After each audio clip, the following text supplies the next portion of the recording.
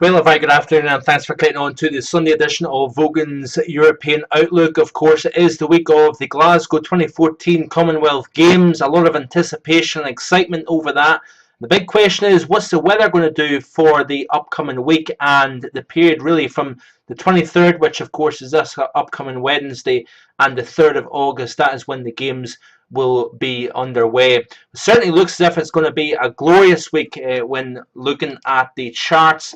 This is a crack and seen a couple of years ago. It was a very warm day across Glasgow, as across the Kingston Bridge, and clear blue, very warm skies. And the good news is really, folks, while we've had a pretty decent summer so far, a lot of folk would probably say, well, it would just be our luck that the weather would change just as the games commence. Well, not necessarily the case. In fact, we could be talking about some of the warmest temperatures of the entire summer coming up this week as high pressure builds in. It has been in the models now for quite some time. And you can see here, this is the GFS surface chart at 24 hours. So this is 6Z on the Monday morning. And you can see here a nice ridge of high pressure and control.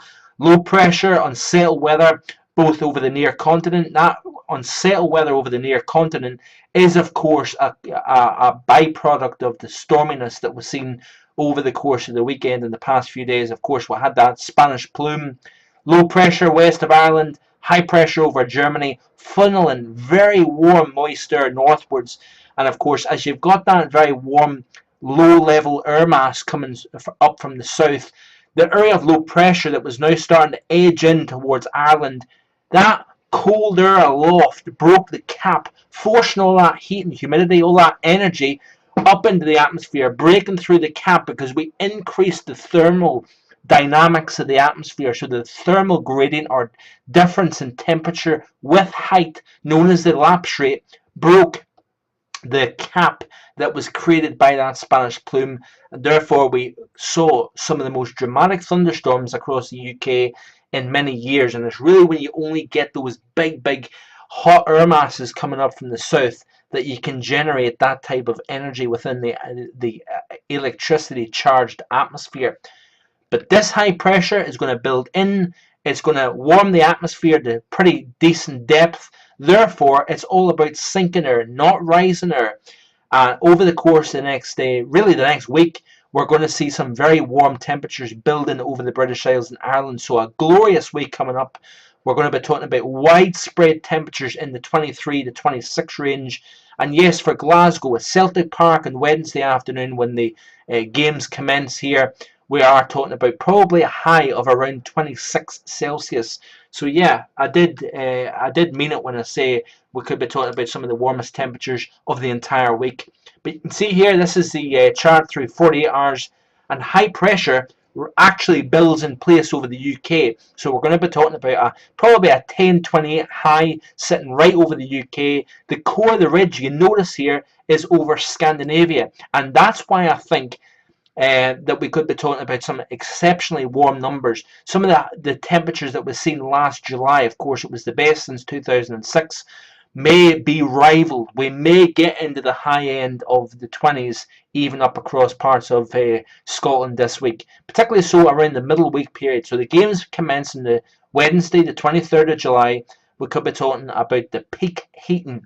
The reason I'll explain in just a second. Low pressure, unsettled weather down across southern parts of Europe into the Mediterranean basin, and of course the best weather of all will extend from the Scandinavia region right down across the UK and Ireland as well. By the time we get out to Wednesday, the golden day for Glasgow, you've got high pressure and control, very warm temperatures. The core of the ridge, like I say, sitting right over the Norwegian Sea. I've said this now for several days since the middle part of last week that it looks as if the weather was going to really start to heat up this upcoming week. By the time we get out to 6th on Thursday, the 24th, you notice here that high pressure remaining in control. So it stops this boundary here associated with low pressure up the north. It stops the eastward progression of this frontal system, and therefore we should see the first few days of the Commonwealth Games and across the British Isles warm, sunny temperatures into the mid to upper 20s. By 1:20, this is 6 a.m. Friday, it looks as if the GFS is trying to show some sort of a breakdown an area of low pressure, a disturbance coming in from the Atlantic here. But this should be the commencement to what may be a bit of an uncertain weekend next weekend. Of course, this is away pretty much 7 days away, 6, 7 days. So it looks as if up until at least Friday, we're going to be talking about dry, warm, sunny, summer-like conditions here. What more can you ask? We live in the UK in the middle of summer. Recent years has been pretty unsettled. Of course, 2012 was a record wet summer. But certainly this year, like was seen last year, all part of a summer forecast about the fact that we should see a decent summer. It will be a bit mixed rather than last year's solid July warmth that we've seen. It should be a bit more of a mixed bag, as I've continuously said. But I'm going to release for those of you who haven't seen it, I'm going to release my summer forecast publicly so that you can see how the summer has played out and you can make up your own opinion on that. But certainly it looks as if the best week of summer, particularly for Scotland, Northern Ireland, could be coming up the next 7 days. By the time we get out to the weekend, this is 6Z on Sunday of next week, and you can see here an area of low pressure keeping things rather unsettled. It's more, rather than it being a real low pressure system that's going to bring wet, windy, cool conditions, it's probably going to be a cooling of the mid and upper levels, breaks that cap, therefore it allows showers and thunderstorms to develop quite widely. Over the next 7 days, the ECMWF has this 500 millibar chart, the height anomalies, core of the ridge, like I've said, over Scandinavia, extending into the UK, but it's going to be warm right across the board. By the time we go to this 8 through 14 day period, notice there's very little change in the overall height field. The big ridge stays over Scandinavia and it extends into the UK and Ireland. It's been a cool summer and wet summer across parts of southern Europe.